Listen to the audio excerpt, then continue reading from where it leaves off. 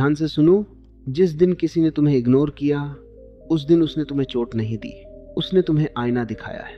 और ये बात समझने में लोग पूरी जिंदगी लगा देते हैं। तुम सोचते हो कि दर्द इस बात का है कि उसने जवाब देना बंद कर दिया, लेकिन सच्चाई ये है कि दर्द इस बात का है कि तुमने खुद को किसी के जवाब पर टिका दिया। तुमने किसी इंसान को अपना सेंटर बना लिया, और जब वो सेंटर हिला तुम बिखर गए। अब सवाल ये नहीं है कि उसने तुम्हें क्यों इग्नोर किया, सवाल ये है कि तुमने खुद को इतना सस्ता क्यों बना दिया कि कोई तुम्हें इग्नोर कर सके। क्योंकि जो इंसान खुद की वैल्यू जानता है उसे कोई इग्नोर नहीं करता, और अगर करता भी है तो वो उसे अपनी लाइफ से निकाल देता है, दिल से नहीं। लेकिन तुमने क्या किया? तुमने उसे पकड़ कर रखा, उसकी हर हरकत को नोटिस किया, उसके हर ऑनलाइन और ऑफलाइन को महसूस किया, और खुद को भूल गए। तुम्हारा पूरा ध्यान उस पर चला गया और तुम खुद से दूर हो गए। यही गलती है, और यही वो जगह है जहां से तुम्हारा ट्रांसफॉर्मेशन शुरू होता है। क्योंकि इग्नोर होना प्रॉब्लम नहीं है, इग्नोर होने के बाद भी उसी इंसान के पीछे लगे रहना, यही असली हार है। तुम्हें लगता है कि अगर तुम भी उसे इग्नोर करोगे तो गेम बराबर हो जाएगा, लेकिन नहीं। इग्नोर का जवाब इग्नोर नहीं होता, इग्नोर का जवाब अवेयरनेस होता है। समझो इसे, जब तुम भी उसे इग्नोर करते हो तो तुम उसके ही लेवल पर आ जाते हो, तुम भी वही बन जाते हो जिससे तुम खुद हर्ट हुए थे। और ये जीत नहीं है, ये हार है, क्योंकि तुमने खुद को खो दिया। अब सुनो बहुत ध्यान से, जब कोई तुम्हें इग्नोर करता है तो तुम्हारे अंदर दो आवाजें उठती हैं। एक कहती है इसे दिखा दे, तू भी इग्नोर कर। दूसरी कहती है रुक, खुद को देख, क्या तू सच में इतना खाली है कि किसी के इग्नोर से टूट जाए? और यही फैसला होता है कि तुम कौन हो। ज्यादातर लोग पहली आवाज सुनते हैं क्योंकि वो आसान है, क्योंकि उसमें सोचने की जरूरत नहीं, सिर्फ रिएक्ट करना है। लेकिन जो लोग दूसरी आवाज सुनते हैं वो अपनी जिंदगी बदल देते हैं, क्योंकि वो रिएक्ट नहीं करते, वो रिस्पॉन्ड करते हैं। और फर्क समझो, रिएक्शन में तुम खुद को खोते हो, रिस्पॉन्स में तुम खुद को पाते हो। अब तुम सोच रहे होगे रिस्पॉन्ड कैसे करें, तो सुनो। जब कोई तुम्हें इग्नोर करे तो सबसे पहले खुद को रोक लो। फोन मत उठाओ, मैसेज मत करो, स्टोरी चेक मत करो, और सबसे जरूरी उसके बारे में सोचना बंद करो। हाँ, ये मुश्किल है, लेकिन यही शुरुआत है।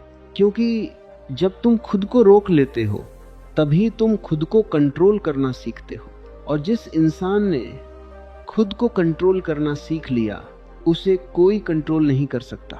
अब दूसरी बात, तुम्हें खुद को प्रूव करने की जरूरत क्यों पड़ती है? क्योंकि अंदर कहीं ना कहीं तुम्हें लगता है कि तुम काफी नहीं हो, और यही सबसे बड़ी कमजोरी है। जब तुम किसी को दिखाने के लिए जीते हो तो तुम उसके गुलाम बन जाते हो। तुम हर चीज इस हिसाब से करते हो कि वो क्या सोचेगा, वो क्या महसूस करेगा, और धीरे धीरे तुम खुद के लिए जीना भूल जाते हो। लेकिन सुनो, जो इंसान तुम्हें इग्नोर कर रहा है वो तुम्हारे प्रूफ से इम्प्रेस नहीं होगा, वो तुम्हारी इंप्रूवमेंट से हिल जाएगा। फर्क समझो, प्रूव करना दिखावा है, इम्प्रूव करना बदलाव है। प्रूव करना बाहर के लिए है, इम्प्रूव करना अंदर के लिए है। और दुनिया बाहर से नहीं, अंदर से बदलती है। जब तुम सच में खुद पर काम करना शुरू करते हो तो तुम्हें किसी को दिखाने की जरूरत नहीं पड़ती। तुम्हारा चलना बदल जाता है, तुम्हारी बात करने का तरीका बदल जाता है, तुम्हारी आंखों में एक अलग ही कॉन्फिडेंस आ जाता है, और लोग खुद नोटिस करते हैं। अब तीसरी बात, जब कोई तुम्हें इग्नोर करता है तो तुम क्या करते हो? सैड स्टेटस डालते हो, कोट्स पोस्ट करते हो, दर्द दिखाते हो ताकि उसे गिल्ट हो। लेकिन सच बताऊं, उसे फर्क नहीं पड़ता, क्योंकि अगर उसे फर्क पड़ता तो वो तुम्हें इग्नोर ही क्यों करता?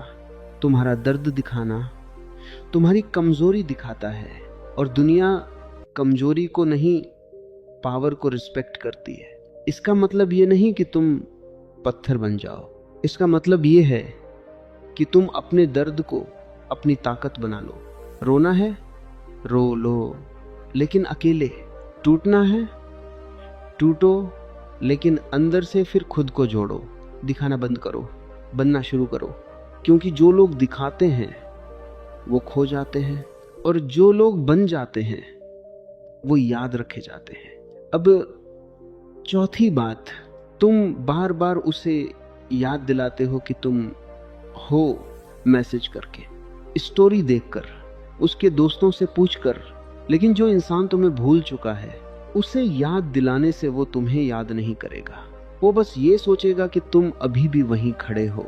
और जो इंसान वहीं खड़ा रहता है वो कभी आगे नहीं बढ़ता।